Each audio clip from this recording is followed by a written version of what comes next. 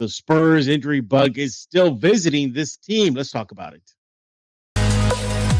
You are Locked On Spurs, your daily San Antonio Spurs podcast. Part of the Locked On Podcast Network, your team every day. Hey guys, this is Jason David Frank, the Green Ranger, and you are listening to Locked On Spurs with Jeff Garcia. It's morphin' time. 1, 2, 3, 4. Welcome back to Locked On Spurs, right here on the Locked On NBA Network. I'm your host, Jeff Garcia, Spurs writer for Kens 5 San Antonio. Glad to have you back. Hey, happy Monday. Hope everybody had a great weekend. And just a full disclosure, this episode of Locked On Spurs is being recorded before the Pelicans game this past Friday and the games in the weekend, if there is any. But we missed him last week, but he is back. Dr. Ryan McCorkle is here to join this episode of Locked On Spurs to talk about the Spurs nagging injuries and the mental side of the losing streak.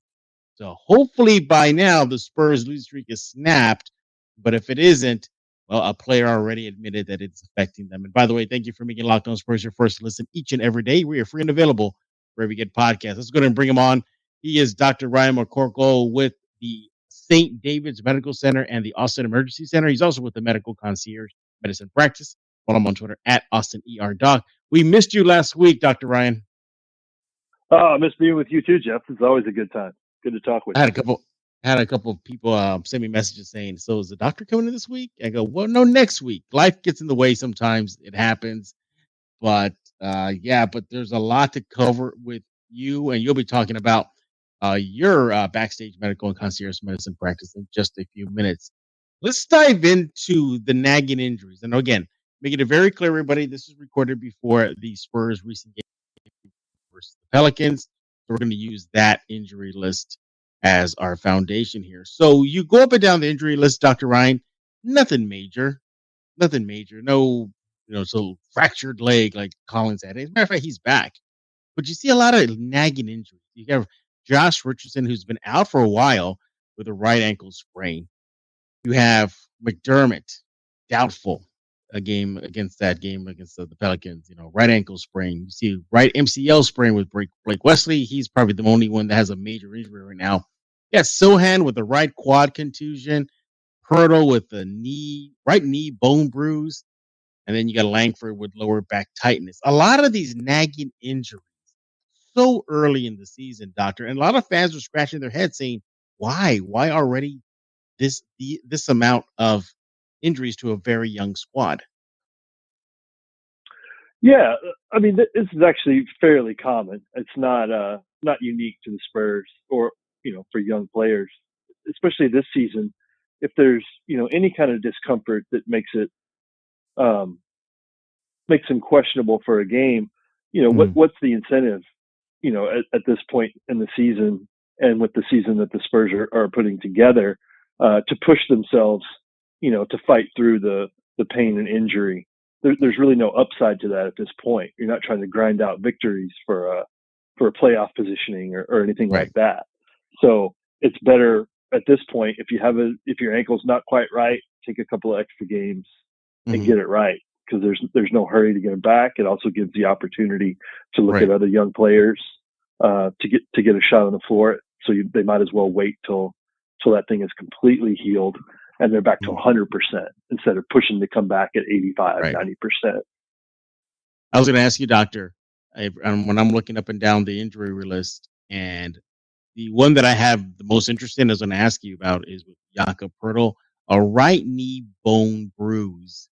I don't think a lot of people know that bones can get bruises. Many people think, oh, my skin is bruised or the muscle is bruised. Look at the little purple circle I have on my arm or on my leg. See, I got bruised. But bones can get bruised as well. Right. I mean, when you take a direct blow, and it's not broken, so it's painful. There's inflammation around the site. There's even some hematoma, which is the medical term for a bruise around there. It's deep down to the bone, but the bone is still intact structurally. There's no fracture there. Then we call that a bone bruise, and those are pretty miserable. people who've played before, when you catch a knee from an opponent just in that right spot, either there on the tibia or the knee, or even like Jeremy has when you take that knee in the quad. I mean, it is every bit as painful as a sprain or even a small fracture. Sometimes it takes a while before you get that full range of motion and the pain gone with weight bearing. And for those of y'all who've not listened to Dr. Ryan on an episode of Locked On Spurs, he always talks about these type of injuries being needing, or should I say, RICEN, which is an acronym for RICEN. Let me see if I remember, Doctor. It's rest, ice. Correct.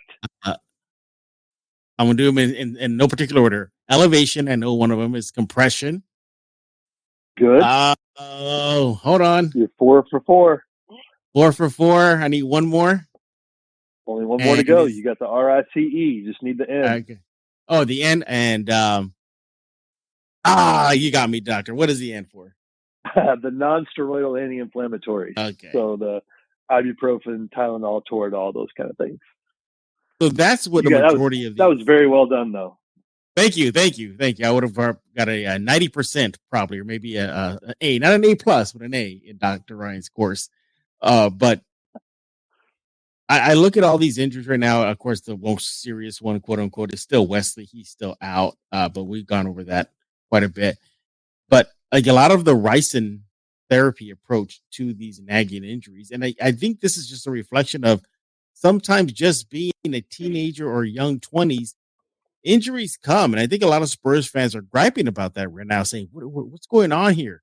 Bunch of 19, 20, not even close to 30 yet, and they're already having injuries. That just goes to show you that injuries don't look at an age, doctor. That's exactly right. And remember, the other flip side of these players being so young is they've also never competed with athletes at this level. Their opponents have not been consistently as exceptional as NBA opponents are. Right? These are all people who played only at the AAU, high school, maybe briefly at the collegiate level.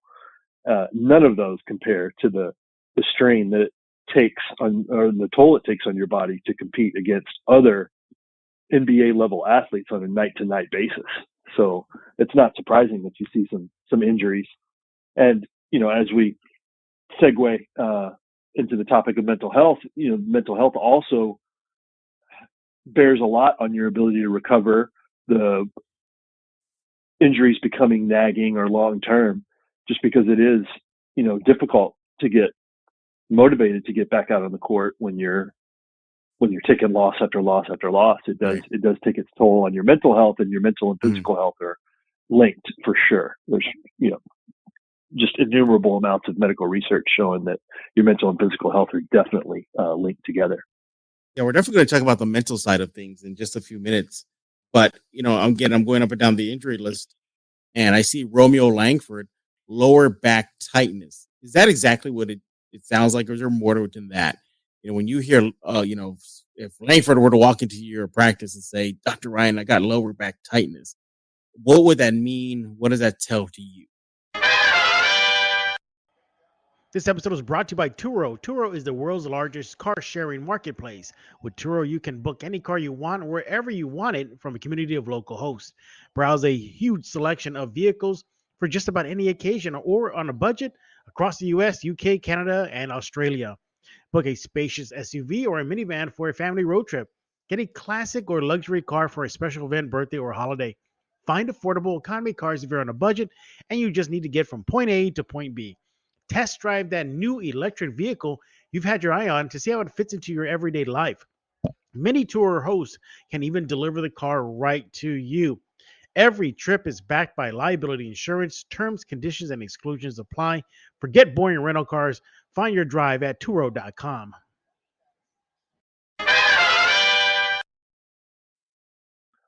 It means that the musculature down there in the low back and the lumbar area is starting to spasm. That's the next step. So you have tightness, and then all it takes is, once you have that tightness, a quick turn one way, landing awkwardly on the heels, and that turns into spasm. Or even worse after the spasm can be a herniated disc, sciatica, and then you're going into chronic back problems, which is why you take back tightness very seriously, especially in basketball players, because of the repeated jumping and landing and twisting and turning and spinning that they do. That is all based on the core. So your abdominal musculature and your low back have so much to do with those movements. And any tightness there, if you don't address it, let it rest, it can lead to much bigger problems that can become chronic long-term injuries. And just one more thing about Blake Wesley. We've definitely gone to depth about him, but it's been a while. What do you think his process could be at this point right now? Because all signs are pointing that he should be back soon. I think that's what we talked about a little bit earlier. There's no sense of urgency to rush this back. Might as well wait until it feels completely 100% to go back on the court, because we're not trying to grind out each individual win. So it's better for their long-term health to just wait till it's 100% ready to go back on the floor, instead of trying to push to get out there at 85 or 90% and make things worse in the long term. So I think Blake will be back soon, but no push to move that timetable up any quicker than necessary. He is Dr. Ryan McCorkle with us right here on Locked On Spurs, going over the recent injury news regarding your silver and black and much, much more. And by much, much more, I mean we're going to get to the mental side of things. In case you did not know, the Spurs are definitely not picking up wins.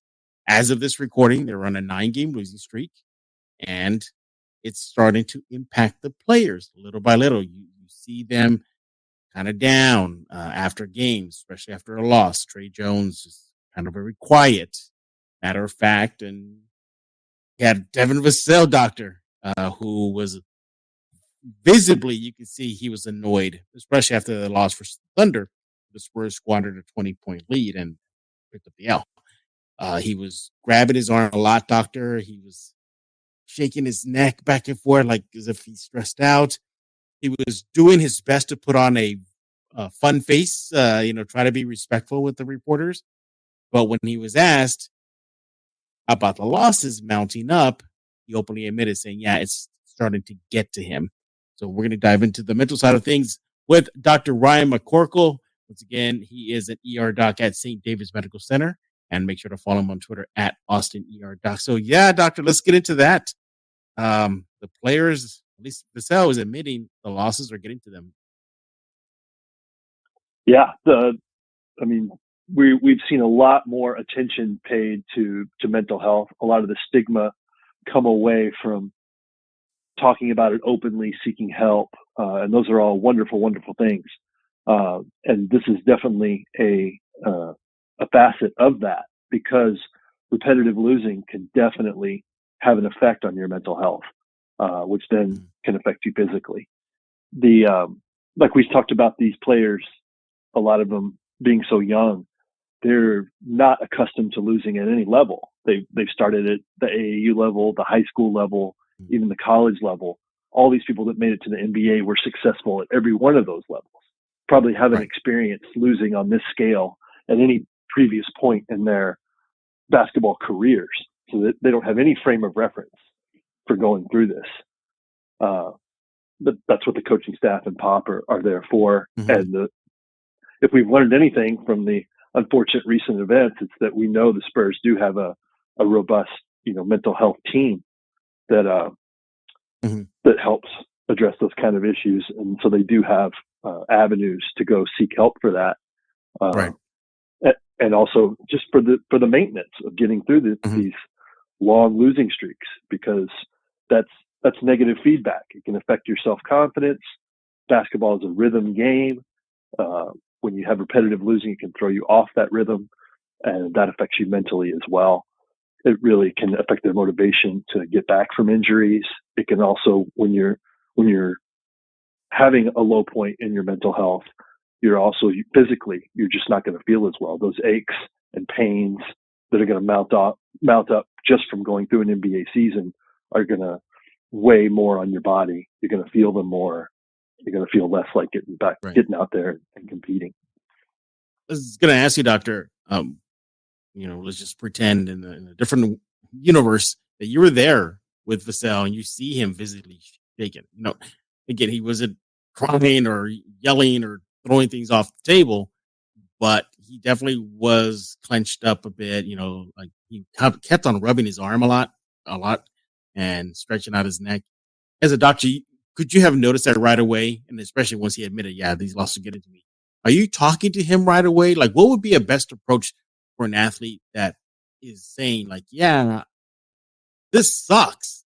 And then he obviously said the obvious cure for this is for him and the team to get a win, and that fixes it. But let's just be honest, Doctor. The Spurs team is going to pick up a lot more wins. This is probably not the first losing streak they're going to go on this season. It's going to happen again. What is the best approach for a medical doctor to talk to a pro athlete about a season that may be down the tank? That's extremely difficult for an athlete to deal with, right? And we've talked about this in multiple sports too, that losing can become a habit, and that's not something that you want. You don't want someone to get used to losing. There has to be a certain level of hating to lose. But like you said, as these mount up and we understand that is part of the approach to this particular season, how do you help these players be prepared to be successful in subsequent seasons and in their career, even if it's here or somewhere else? And you have to read the body language. Like I think that's what you were saying right there about Devin, was his body language there during that press conference, and that you could see it was starting to wear on him. And I think it also wears on these players a lot, that when you don't have that kind of success, when you go through a long losing streak, you really feel like you're not going to be with these people long term, and that can affect your team cohesiveness, because you feel like roster changes are going to have to be made at some point, and you don't feel as part of a community, a family of a team that's going somewhere when you're in the midst of a long losing streak. And then you can start to feel alone, in addition to just the depths of feeling down about the losing. But you also can feel like this isn't going to be my home long term, and that can lead to a downward spiral. So I think the team it's incumbent on them to be addressing that early to help you deal with being in a long losing streak, but also prepare you to win in the future. And those are difficult things to do. There's probably a lot of factors in this mental health side of things. I'm not claiming to be an expert or anything like that. A lot of the listeners, are probably interested in this as well. But is age a factor? Again, we're talking about teenagers. Sohan's 19, other 19-year-olds on there. You got early 20-year-olds, young men. And, is that a factor? Age? Do you look at profession? Do you look at external factors such as, maybe they read the social media, and they do. They say they don't, doctor, but they do. They do. Like case in point, one time during DeJounte Murray's final season in San Antonio, he flat out said, he goes, "Yeah, I read everything out there." So, external factors, you see a lot of that. There's got to be a point where a medical doctor has to tell these players, you got to just shut off the world for a while. This episode of Locked On Spurs is brought to you by BetOnline.net. BetOnline.net is your number one source for your sports betting information, stats, news, and analysis. Get all the latest odds and trends for every professional and amateur league out there. From football to basketball, soccer, esports, they got it all over at BetOnline.net. And if you love sports podcasts, you can find that as well over at BetOnline. They're the fastest, easiest way to get your betting fix. Head to the website today. Use your mobile device, your cell phone, your laptop, your computer, whatever you have to do to go learn more about BetOnline. Why? Because that's where the game starts.